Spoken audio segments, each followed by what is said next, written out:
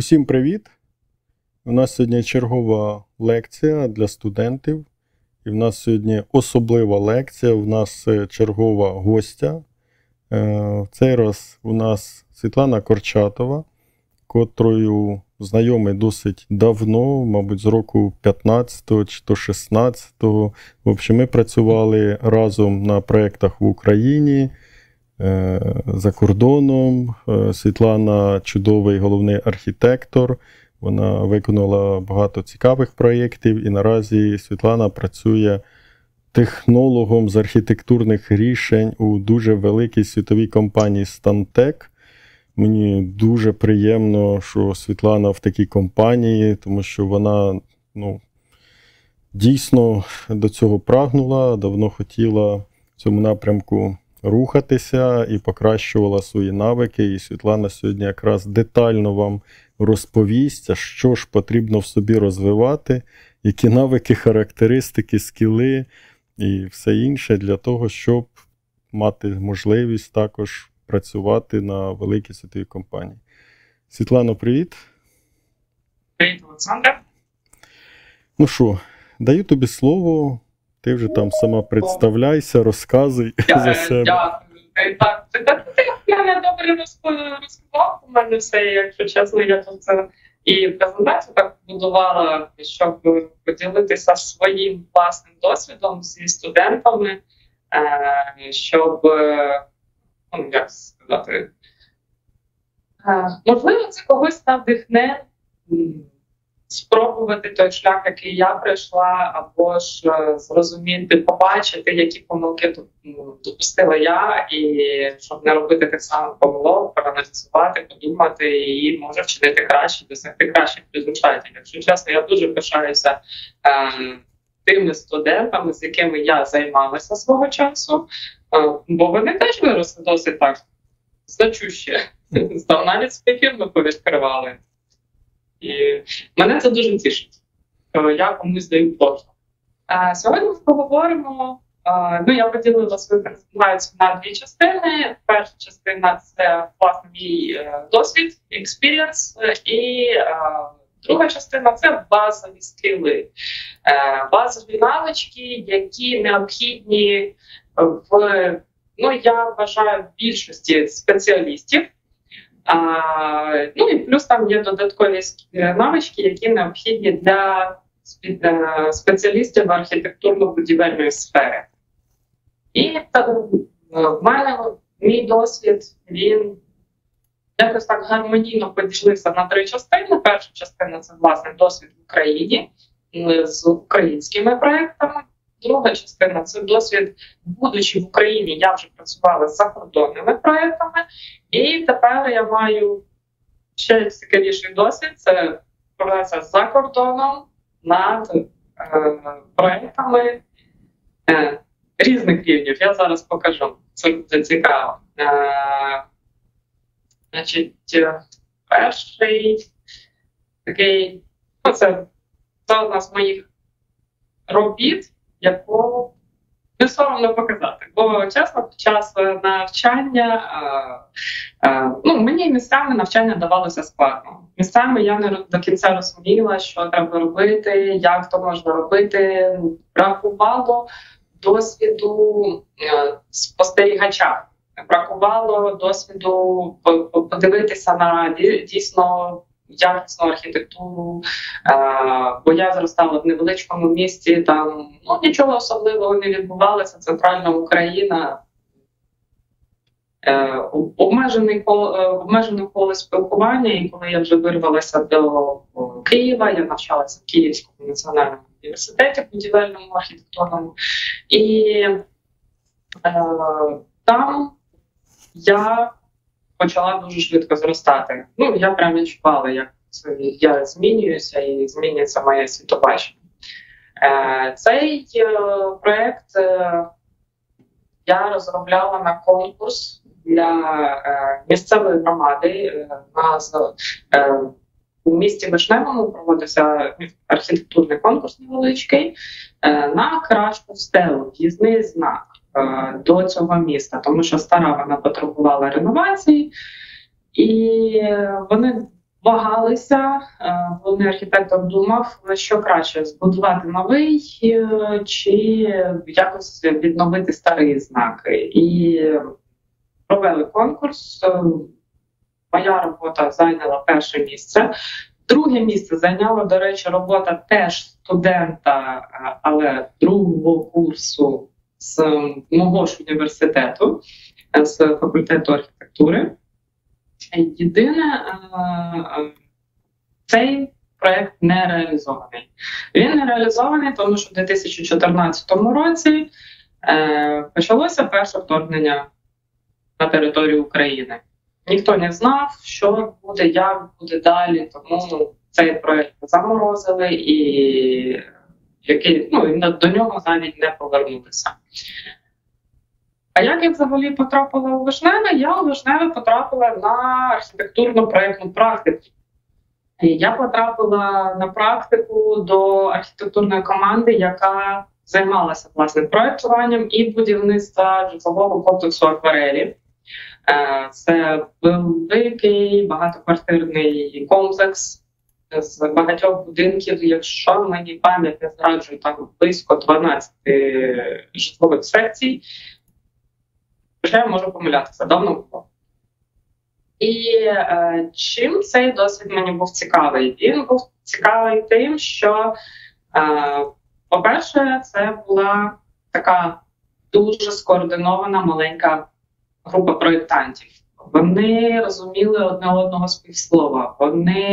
Їм не доводилося витрачати дуже багато часу на обговорення якихось деталей, якихось, може, нестикових проблем. Вони це все, отак от.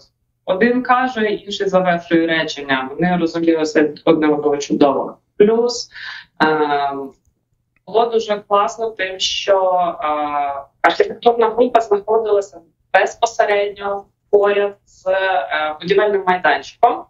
Тобто в мене була неймовірна можливість відвідувати будівельний майданчик і дивитися в реал-тайм, що відбувається там, як воно будується, як наші креслення, те, що ми це малюємо в час навчання, а потім ми, коли почнемо працювати, як оці наші креслення, як інші люди розуміють, що з цього треба будувати. І це в мене склало такий перший пазлик, що наскільки важливо давати дійсно якісні креслення. Не просто там пальцем в небо ткнули, хай буде такий розмір. Ні, розмір, все на наших кресленнях має значення. І дуже важливо, щоб вони були, це називається читабельні, що ми їх можемо прочитати. І незалежно, де ти знаходишся, в якій країні, кожен може прочитати ці креслення. До речі, керівник цієї архітектурної групи, він мене навчив ще дуже багато корисних речей. Він поділився дуже важливими знаннями. І мені було...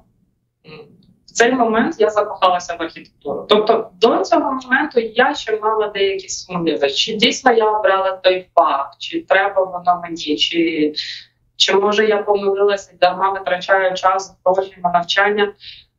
Але після цієї практики я закохалася в архітектуру, я вирішила займатися цим, бо є розуміння, давно доказано, що зі 100% успіху персонального або в проєкті 80% це практика, це постійна робота. І лише 20% це талант. Тому я працювала над обома частинами, далі побачимо, що з цього вийшло. Після акварели, коли вони закінчилися, я потрапила до іншої проєктної групи, яка займалася теж житловим будівництвом і займалася типовим житловим будівництвом. Це коли ми одне проєктне рішення, там було розроблено досить гарне планування для житлової секції, і потім проєктанти вже в залежності від міста, від місцевих матеріалів могли дещо трохи змінювати, дещо покращувати може дизайн, але саме каркас, середина, вона завжди була одна і та сама, і дуже було багато будівництва. Компанія на той момент будувала практично в кожному обласному центрі, за виключенням окупованих територій і Криму. І, власне, в цій компанії ми з Сашою познайомилися. І там я побачила до себе нове відкриття. Тобто, мене цікавив Revit, я дуже хотіла працювати з цією програмою. І ця компанія, вона працювала виключно в Revit і з продуктами Autodesk.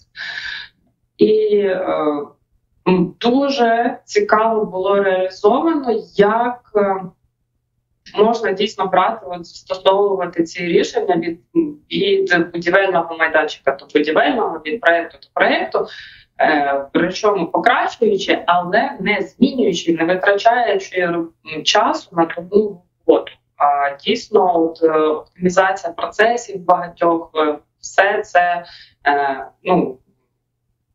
як організація структури документації, вона лежала більше на Сашиних плечах, але і він навчав співробітників, як користуватися його системою.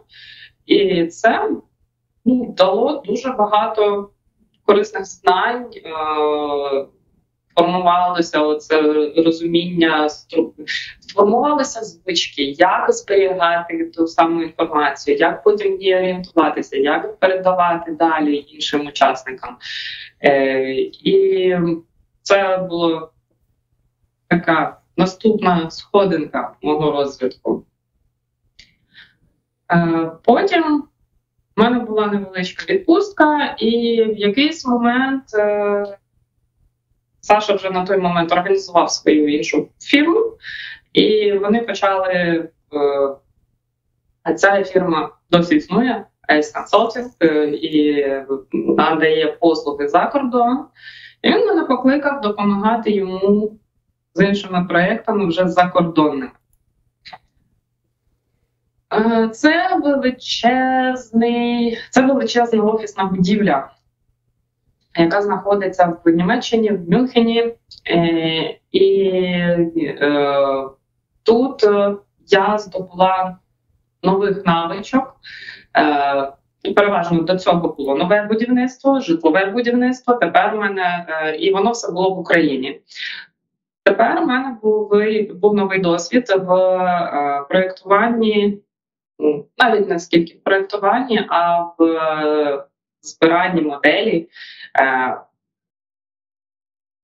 будівлі іншого призначення, офісної. Тобто там вже інші процеси, вже інша трошки структура, логіка організації простору, цікаві технології, цікаві рішення, які недоступні в житловому будівництві, особливо в Україні.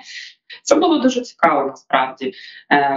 Як вибудовувати комунікацію з людьми з іншої країни, з іншої культури. Починаєш замислюватися над тим, як ти спілкуєшся і з ким ти спілкуєшся. Плюс оцей обмін інформацією, щоб вчасно все встигнути, якісно виконати роботу. Це вимагало дуже багатьох зусиль, але воно того варте. Воно дійсно того варте, тому що ця офісна будівля, вона вже побудована. Минулого року було відкриття цієї будівлі.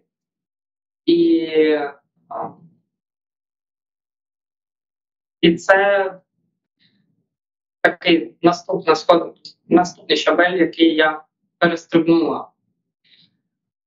Інший проєкт в Німеччині, в Гамбургу, це був знову такий офісний простір, але це був проєкт реновації. Тобто, коли вже в нас є існуюча будівля, не нова, не будується з нуля, а існуюча, і її треба оновити, показати, що там можна зробити, як цей простір можна застосовувати, яке нове бачення свіже. Використовувалися дуже багато різних технічних новинок в цьому проєкті. В той же час застосовувався наш досвід і український. Ми намагалися командою виконувати все як завжди на найвищому рівні.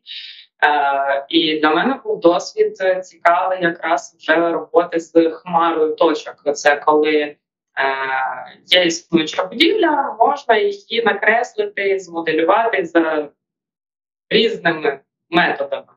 Коли замовник бере, надає, наприклад, креслення, коли кимось, колись давно були зроблені. Можна так змоделювати. Можна, наприклад, взяти спеціальний прилад, камера, сканер, приїхати на будівельний майданчик, поставити цю камеру, вимкнути кнопочку, і ця камера візьме і відсканує все, відфотографує. А потім це таки завдяки деяким програмним забезпеченням ми збирали ці картинки докупи і отримували так звану хмару точок. Тобто це 3D-модель, місцями досить добре, місцями є нарікання, але це дає розуміння, який дійсно простір побудований. Бо це секрет, що дуже часто буває так, що існуючі креслення і існуюча будівля, вони можуть дещо відрізнятися. А лазерний сканер дає можливість побачити дійсно, що відбувається, зважити все, підкоригувати свої рішення, розрахувати точніше кількість матеріалів, спланувати простір, що досить важливо. І коли працювали з Олександром, насправді це не тільки ці два проекти, там були ще багато різних інших. Та, на жаль, спочатку стався ковід, потім повторне вторгнення в Україну. І мене життя закинуло до компанії Stantec. Що ж це за компанія така?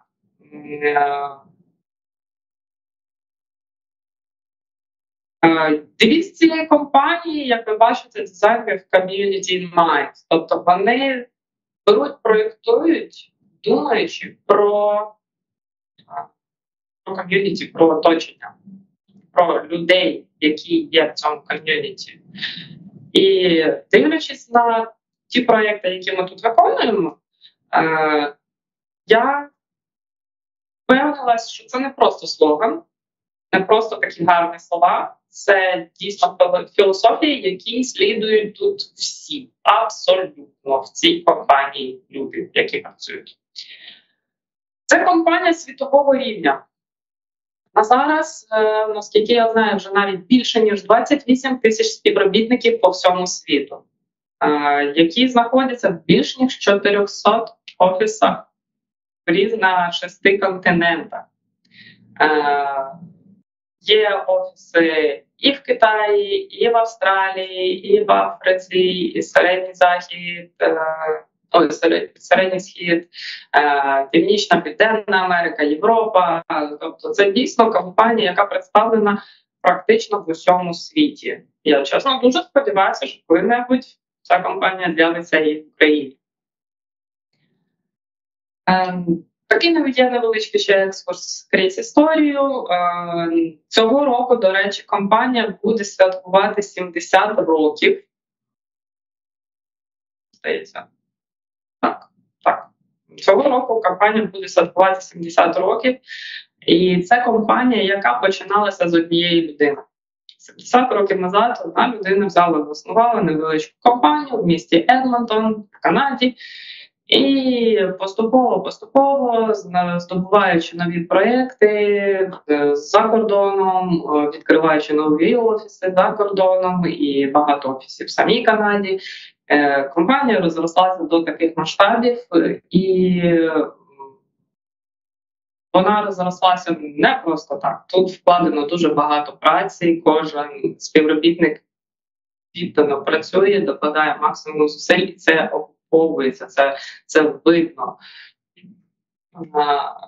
Бо І насправді компанія Stantec – це не лише про архітектуру, не лише про дизайн. Бо від початку це інженерна компанія була, і переважна діяльність компанії Stantec зосереджена на розвитку інфраструктури, енергоносіїв, екології, проектування будівель. Ми зараз це все побачимо. Наприклад, тут інфраструктура, вона включає в себе все, що необхідно людям для пересування. Дороги, мости, аеропорти, все це, причому вони проєктують дійсно з думкою про людей. Це дійсно зручний простір, яким зручно користуватися. Будівлі переважно соціального призначення. Ну, тобто це освітні заклади, культурні центри, індустріальні будівлі, наукові центри, ще аеропорти. Ну, тобто, це далеко не житлове будівництво, там маленькі квартири, це вже більший масштаб. Я, наприклад, працюю в відділі healthcare. Це відділ, який займається будівництвом лікарень і госпіталів. Ще компанія Stantec займається довколишнім середовищем, природою. І вона займається тим, що розвиває пасивну електроенергію, ну, тобто пасивні енергоносії, сучасні видобутком корисних копалин теж, до речі. Дуже багато уваги приділяється в одній сфері, ну, тобто гідроелектростанції, наприклад, очисні споруди, всілякі такого напрямку. Тобто, дбають про те, що життєво необхідно для людей. І намагаються покращити якість життя людей. Особисто я зараз знаходжуся в місті Вінніпег, провінція Манітоба, Канада.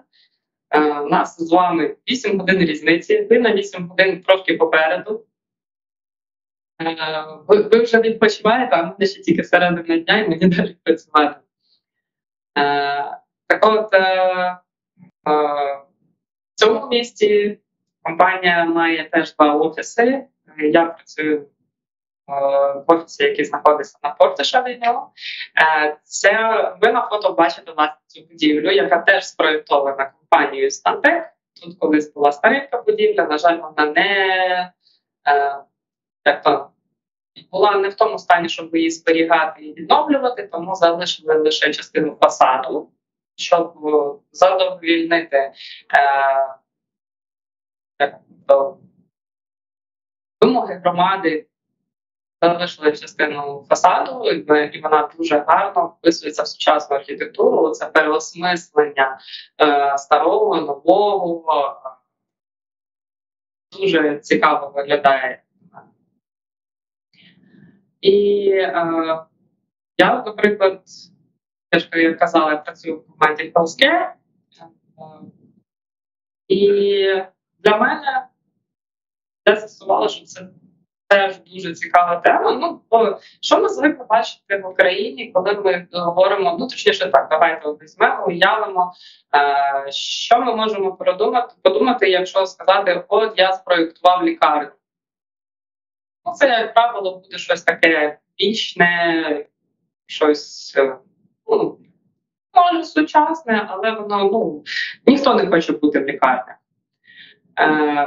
Компанія Stantec переосмислює архітектуру лікарень за рахунок свого інноваційного дизайну.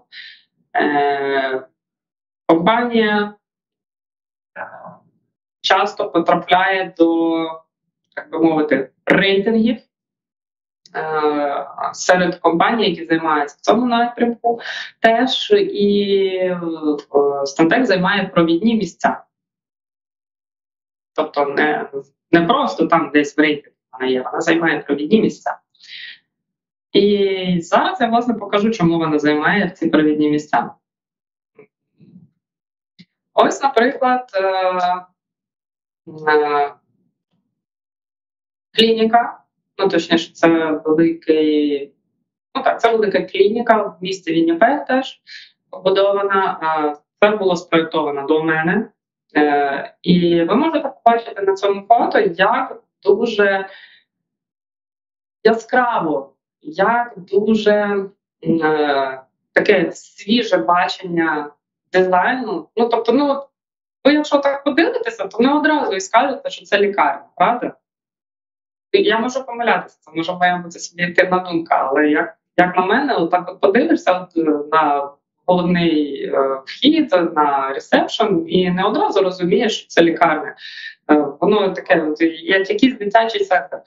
І ці кольори, це таке рішення підібране не просто так, тому що це, власне, педіатрична, дитяча лікарня. І веб-дизайн був спроєктований так, щоб і забезпечувати технологічні процеси, які дуже важливі, які дуже регульовані, але в той же час це є орієнтоване на пацієнтів рішення. Тому я вважаю, що не дарма компанія залітає в топ-10 найкращих рішень. Цей проєкт зараз будується.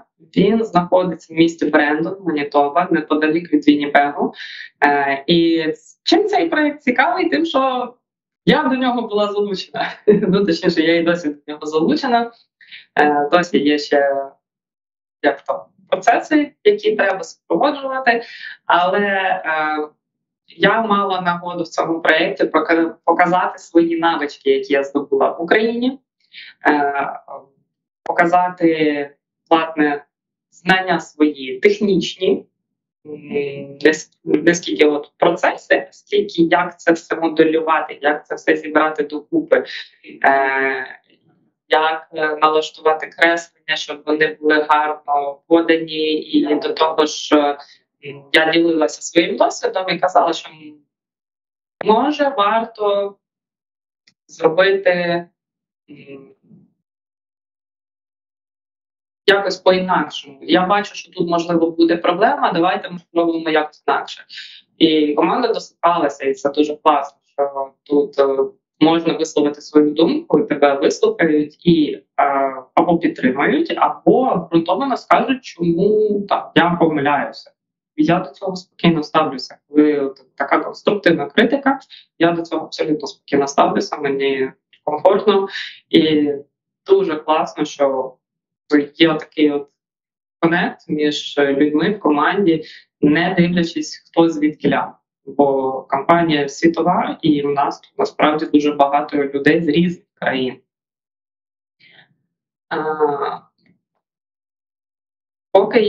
Перш ніж я перейду до наступного слайду, я би хотіла попросити вас написати, я розповідаю про свій досвід, про те, що я здобуваю, якісь там навички, щось для мене цікаве.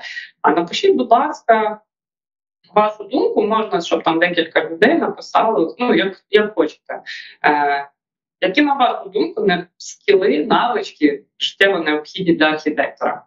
Мені просто цікаво почитати, дізнатися. І наступний проєкт, до якого я залучена, це Cancer Care Hospital в Дубаї. Над цим проєктом зараз працює декілька офісів з різних точок світу для того, щоб надати клієнтам найкращий результат. В цьому проєкті є філософія своя, є своя ідея, відображення, наприклад, дизайн цієї будівлі, він надихався національним деревом. gut tree. Це таке поширене дерево в Євгене. Я забуваю постійно країни, то краще я не буду позоритись. В Дубаї дуже цінують це дерево, це для них має значення, і відповідно воно має значення життя, миру, толерантності. І це враження від свого дерева архітектор нам намагався передати. Як на мене, тут дуже цікава архітектура, дуже там є багато складних рішень, інноваційних, і вони можливі завдяки тому, що команда складається з людей з різних кінців світу. Кожен пропонує найкращі рішення. Завдяки цьому можливо досягти ось такого чудового результату. Саш, там хтось написав, які скіли думають життєво необхідні? Поки що написав тільки я. Студенти ще думають, але я сподіваюся, що ще відпишуть до кінця. Тому... Я, власне, готова переходити вже до частини з навичками. І мені цікаво, чи співпадуть наші думки. Ну, будемо вважати, що подумки мають співпасти. Окей. Тоді погнали до базових скілів, які найнеобхідніші, на мою суб'єктивну думку. Знову ж таки, я можу помилятися. Якщо хтось має протилежну думку, ви кажіть, пишіть, ми можемо це обговорити. Так, є один скіл – це стресостійкість. Так. Але ж тут питання, що вкладено в це значення? Та, мабуть, все. Тобі-то не знати. Особливо, коли 2 роки на отворах працювала. Які були стреси. Ні. Почекай. 2 роки сидіти однією задачею займатися, це називається душніла. Ну, Свята, було діло, да. І це моя персональна якість. Це не навичка. Ну, ти витримала, я це добре пам'ятаю, було, звісно, всяко, ну от твій характер, настойчивість все ж таки спромігся. Так, і я тут виділила для вас 4 навички, які, на мою думку, є найважливішими. І я можу пояснити, чому саме ці навички є найнеобхіднішими. Бо вони взаємопов'язані, вони покривають практично усі сфери роботи. І, наприклад, я думаю, всі дуже здивовані тим, що я виділила мову. Що я виділила мову як базову навичку, необхідну для кожного. Це не просто так. Я зараз поясню. Найнеобхідніше, наприклад, щоб почати розвивати, це, власне, українську мову. Не іноземні мови, ні. Українську мову. Тому що ви будете починати свій шлях в Україні. Ви маєте вміти як ж правильно так сказати гарно? Гарна мова не просто для спілкування, вона дає дуже багато переваг. Тому що в нас є певні вимоги до нашої роботи, наприклад, це виконання креслень. Тому дуже важливо слідкувати за тим, що ви пишете і як ви пишете. Окрім креслень, креслення – це не єдине, що роблять архітектори. Архітектори роблять ще супроводжуючу документацію. Вони пишуть стоси, отакі книжки про те, як виконати які роботи, в якій послідовності для того, щоб отримати цю будівлю, цей результат. Це називається в Україні, це називається пояснювальна записка. Креслення можна віддати людям, як то на виконання, щоб хто може там моделювати, хтось креслити. А цю записку це пише і пише людина, яка вже має багато досвіду. Тому дуже важливо, щоб мова була чиста, правильна, грамотна. Щоб, наприклад, якщо ви будете робити фасади, там, наприклад, скління, якесь кольорове, і ви там не написали, що колір у цього скління, воно тоноване і воно має бути голубого кольору. Бо немає такого кольору, є блакитний. Я, як людина, яка виконувала норму контроль, тобто я сиділа, читала креслення, дивилася, щоб все правильно було виконано до норм, відповідно до норм, і щоб все було грамотно написано, я сиділа, вичитувала навіть такі речі. Чесно, іноді кров з очей йшла. Але цим впоралися. Чому про креслення я спершу сказала? Тому що навіть не про спілкування з клієнтами, тому що на початку вашого шляху, чесно, вас ніхто не пустить спілкуватися з клієнтами. Банально через досвід. Працюючи в команді, спілкуючись одне між одному, суть командної роботи в обміні досвідом. В тому, що всі працюють над одним результатом. Просто хтось має досвід в одній якійсь сфері, хтось в іншій. І, відповідно, обмінюючись цими ідеями, ви і набуваєте цього досвіду. І коли ви починаєте, то ви маєте якраз вміти це прочитати, хто що попередньо написав, і усвідомити і зрозуміти, чи треба вам щось з цього, чи може краще це змінити, замінити, щоб правильно було виконано ваше рішення. І вже після цього ви можете переходити, або в той же самий час ви можете переходити до вивчення іноземної мови. Звісно, що досить зручно вивчати англійську мову, бо в нас і в школах викладають, в університеті. Мова англійська, вона не єдина, але вона зараз є дійсно універсальна в спілкуванні.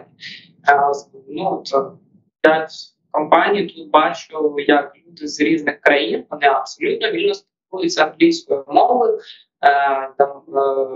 Знову ж це проходить оцей досвіду, знаходиться якийсь компроміс, рішення для рішень проєктних. Тобто виходить, що це ті самі сфери застосування, що і в Україні, тільки ще й на додаток програмне забезпечення, воно розробляється так мовити, в американській частині світу. Технологічні рішення, програмне забезпечення і, відповідно, технічна документація до всього цього, до передового досвіду, вона пишеться в першу чергу англійською мовою. І вже потім вона перекладається на всі інші. Тому, якщо ви будете знати англійську мову, це буде для вас дуже великою перевагою. Ви зможете покращувати свої знання, ви зможете розвивати свої навички, інші, такі як технічні навички, бо тут якраз технічні навички – це знання свого інструменту, те, чим ви користуєтесь. Для того, колись архітектори мали олівці, ресфедери, креслили з лінійками на великих планшетах, креслили ці креслення. А зараз у 21 сторіччі з передовими технологіями зрозуміло, що ніхто не буде креслити великі креслення вручну. Це буде робити через програмне забезпечення. І до технічних навичок я ще додала знання свого інструменту, таких, наприклад, як Revit, або ж Nevis, або 3D Max, або там ще якісь ілюстратори, графічні інструменти. Вони вам допомагають показати вашу ідею. Вони вам дають оцю можливість не просто розказати про свою ідею, а дати візуальне підтвердження людям, щоб вони дійсно побачили, що ви спілкуєтесь однією мовою, що бо кожен може щось думати, ніби люди чують те саме, але через інший бекграунд вони можуть по-іншому думати і уявити собі щось не те. А так ви через ці інструменти ви демонструєте свою ідею, і чим краще ви знаєте свій інструмент, тим якісніше ви це можете зробити. Ви можете це швидше ще зробити, ви можете ще цікавіше застосовувати передові технології.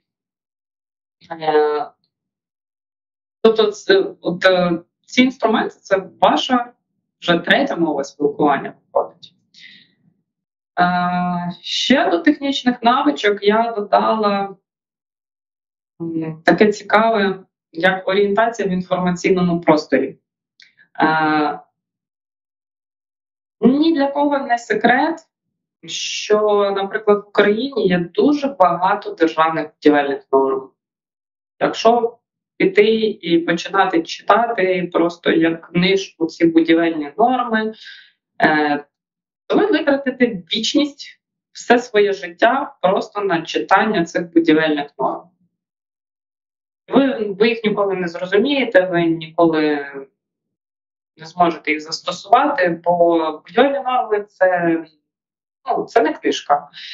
Це директиви, як робити свою роботу, як зорганізувати простір для інших людей, бо людина є мірилом того простору.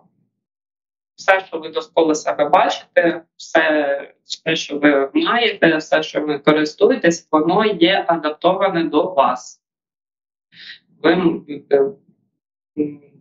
Там, наприклад, собаки, там всі іграшки собачі, всі там якісь шлейки, то вони адаптовані до собак.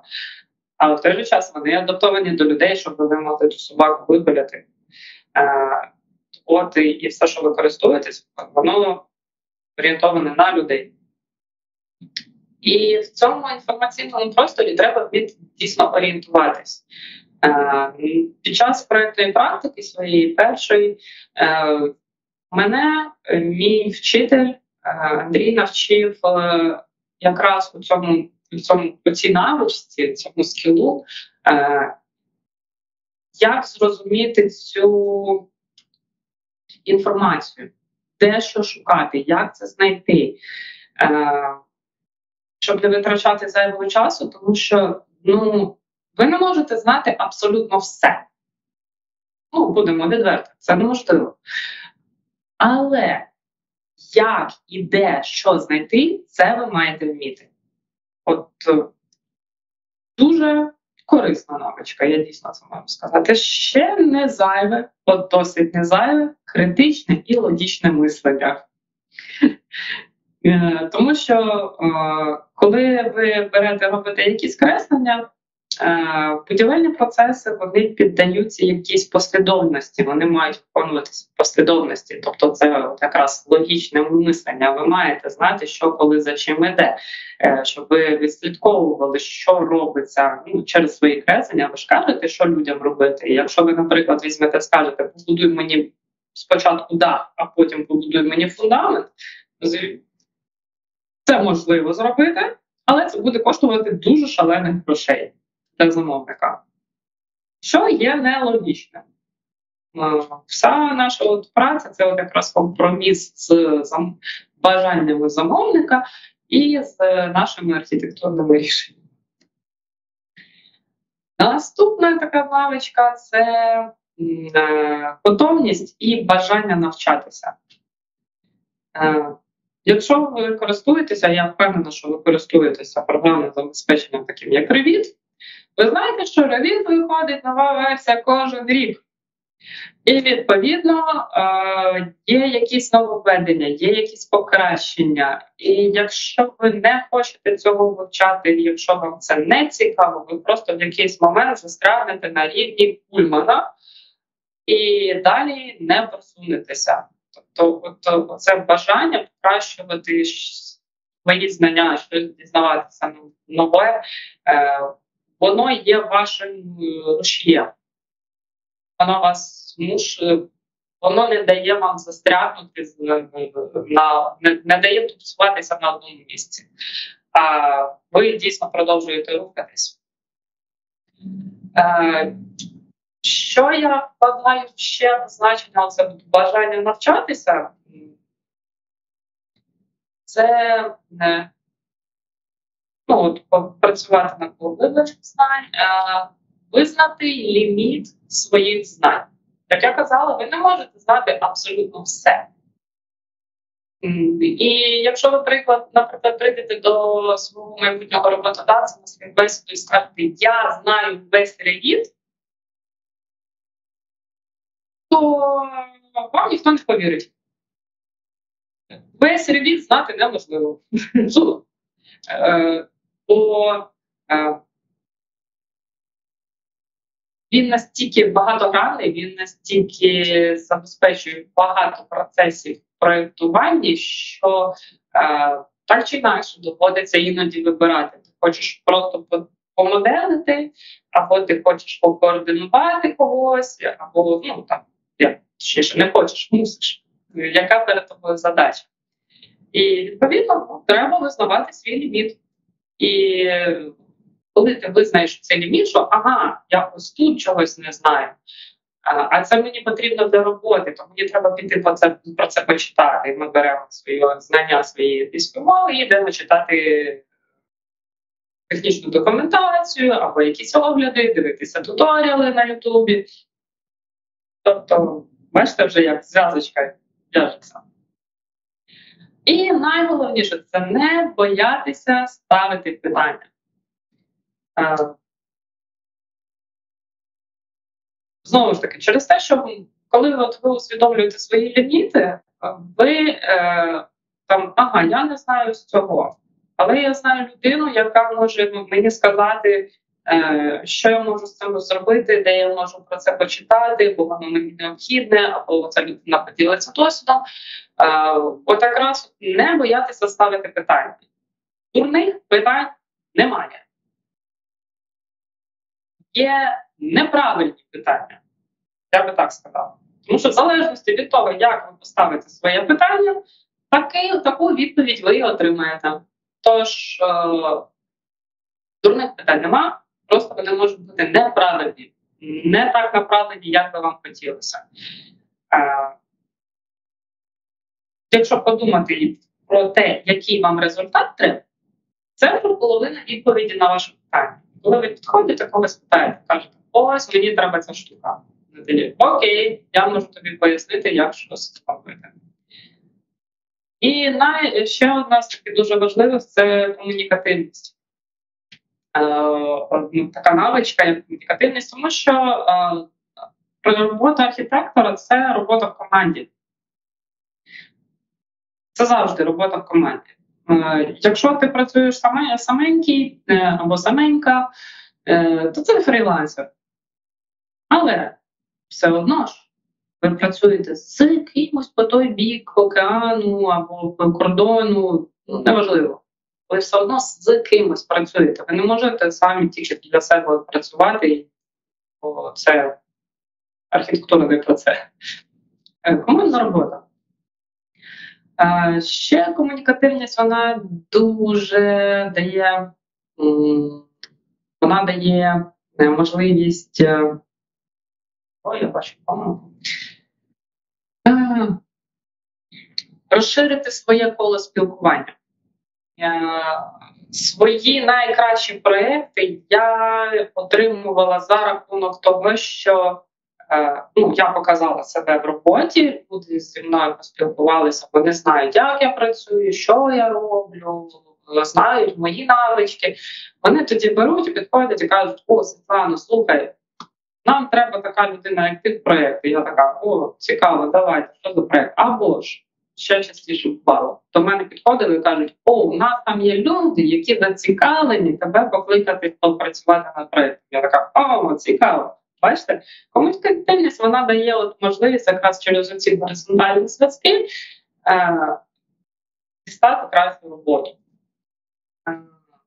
Для вас ще комунікативність відкриває, наприклад, такий напрямок, як і програми обміну досвідом, програми обміну студентами. Тобто ви можете поїхати в іншу країну, набути досвіду з тієї країни, розширити свої знання, покращити навички. Ви можете, там, наприклад, спробувати податися на грант, але знову ж таки для того, щоб отримати якийсь грант для навчання, то треба презентувати себе, вміти гарно висловитися, оцінити себе і показати себе. І от всі ці 4 навички, вони, я не можу виділити з них якусь от прям, що оця головніша, а цю можна якось там трошки на неї забити, не звертати уваги. Вони всі взаємопов'язані. З цього будується ваш успіх як спеціаліста. Якщо прибрати, наприклад, технічні навички, то туди підуть якісь інші навички з іншої сфери роботи, з іншої сфери людського життя. Там, для юристів це буде щось своє, для художників щось своє, для будівельників щось своє. Для нас, для архітекторів, це технічні навички. Але ось ці 4, це ваш фундамент. Це ваші сходинки для вашого успіху. Так, якщо є якісь питання, задавайте. У мене є питання до тебе. Як ти вважаєш, що важливіше? Це професійні навички наразі? Чи навички з володіння інструментами? В даному випадку там Revit, другі продукти. Що до себе ти відчуваєш? Як ти пройшла цей тривалий шлях, відповідно, і от як ти потрапила в компанію Stantec, і от на що там звернули в першу чергу увагу? Дивись, фішечка, ти ж насправді знаєш відповідь на це питання, але я поясню інше. Весь свій професійний шлях я завжди намагалася балансувати от якраз ці два аспекти професійної діяльності, як технічні навички і проєктна діяльність. Я їх завжди намагалася балансувати, тому що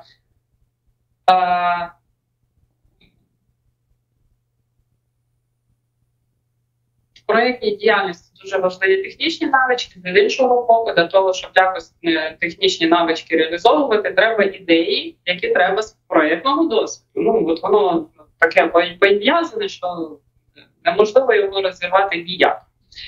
І в компанії Stantec, коли мене наймали, я думаю, що в першу чергу звернули, як сказати,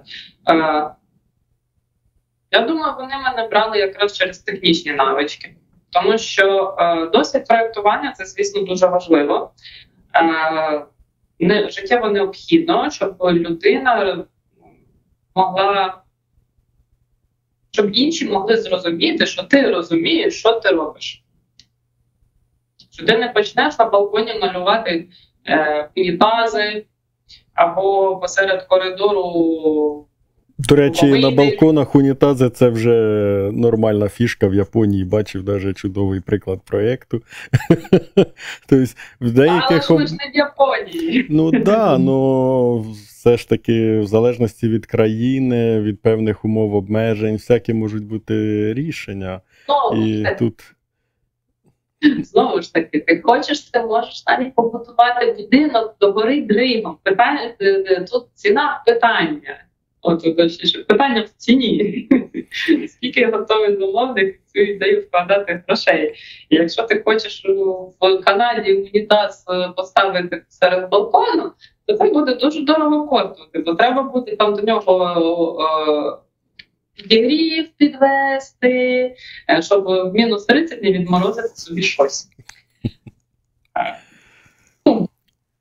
Що дуже, логіка, критичне мислення, логіка дуже важливі.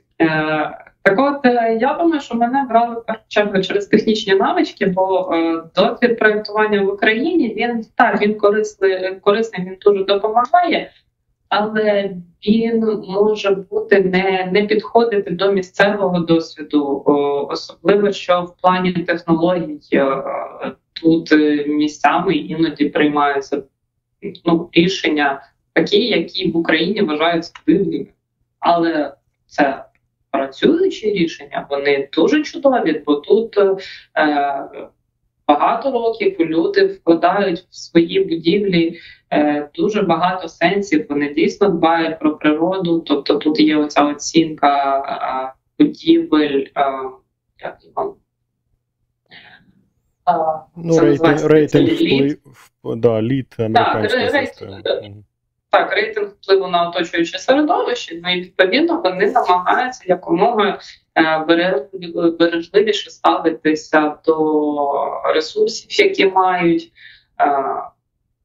якісніше їх використовувати, і це дуже цікаво. І завдяки тому, що в мене були дуже добрі знання Revit, людям не доводилося витрачати свій час, щоб пояснити мені, як щось робити, як щось моделювати. Вони більше мені пояснювали питання, чому вони використовують таке рішення. Я скажу також від себе, як дуже від компанії, ми спеціалізуємося ж на консультаціях якраз таки закордонних компаній. І я знаю там товаришів, друзів, партнерів, які пробували тривалий час вийти на міжнародний ринок як проєктувальники, в них нічого не виходило. А коли ми пішли з точки зору BIM, консультування, технічної підтримки, сервісів, і це дало нам змогу долучитися до міжнародних проєктів на рівні консультацій, без прийняття, відповідно, проєктних рішень. Але, знову ж таки, це дало нам змогу навчитися цим проєктам, навчитися створювати такі проєкти, їх оцінювати, потім пробувати застосувати їх в нас тут в Україні, ці цікаві рішення.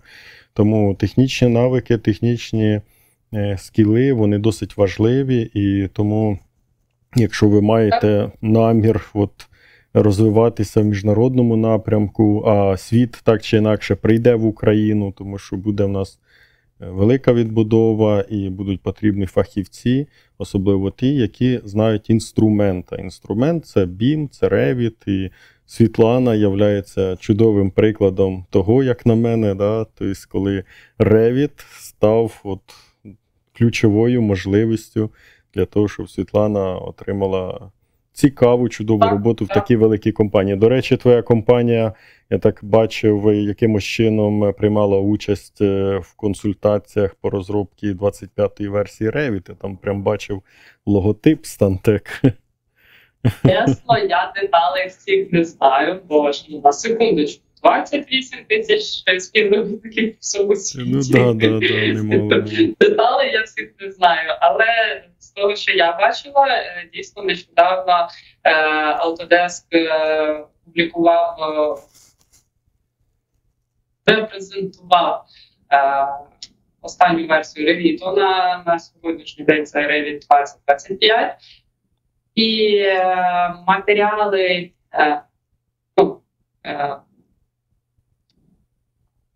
всі проєктні рішення, всі рішення, які вони застосували в новій версії, вони демонструють на базі моделі проєкту, що виконаний в компанії Stantec.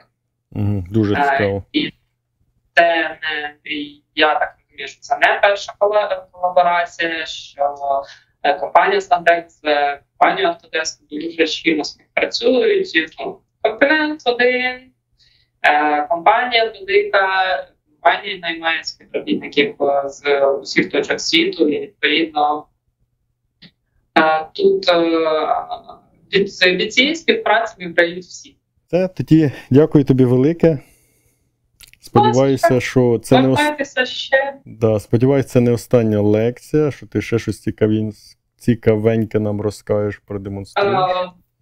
Ну, наприклад, стосовно навичок, я би могла взяти, продемонструвати, потім розповісти, власне, як будувати своє резюме, як себе репрезентувати, щоб ви були цікаві замовниками і роботодавцями. Якщо у кого є які питання, будь ласка, пишіть в Teams. Якщо ви хочете отримати більш ширше розкриття про якусь тему, яку Світлана там трошечки сьогодні охопила, будь ласка, знову ж таки пишіть в Teams в основному каналі для студентів чи в коментарях під цим відео. І я думаю, що ми підготуємо пізніше чергову лекцію від Світлани по її досвіду, можливо, якісь проєкти, які Світлана захоче продемонструвати, там, чи якісь окремі скіли, чи інструменти, якими вона користується. На цьому велике всім дякую.